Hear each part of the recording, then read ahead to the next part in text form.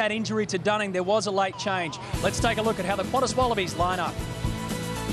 Now, the Wallabies pack gives away more than 50 kilograms to the French, and Dan, this man will have his work cut out again. Yes, at hooker for his 22nd cap, Stephen Moore. He's a player of huge potential, but he has to match it on the park with performance tonight. Let's check out the props, and a cork injury to Matt Dunning sees the only change to the starting lineup. Ben Robinson remains at loose head prop, while Al Baxter moves off the bench to replace Dunning at tight head. Baxter is Australia's most capped test prop. And 4 and 5 formed a great combination against the Irish. They're back again. Yeah, lock James Horwell. He had a steady debut. He has to build on it tonight, especially around the breakdown. He will partner the Western Forces' Nathan Sharp. The flankers, well, Rocky Elson got a good look at some future teammates 2 weeks ago because he has now signed a deal to play with Irish club Leinster. And at open side, the most experienced Wallaby out there tonight will be George Smith, his 85th Test match for Australia. And number 8, Wycliffe Palu. He had a quiet game last week after an early head knock, but the big thing tonight, he's got to raise his performance, and even bigger, he's got to start to be consistent on the national stage. Let's check out the backs. The directive from Robbie Deans after Ireland was very simple. Luke Burgess needs better cover.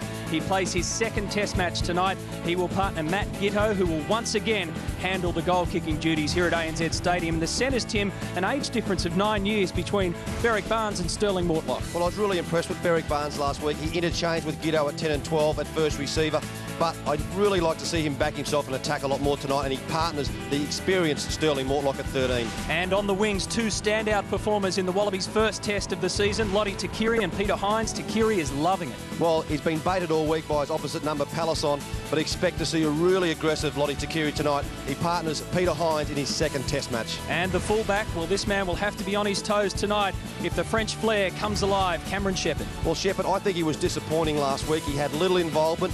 This time tonight, he has to get involved and has to be part of this team, because otherwise he won't be there next week.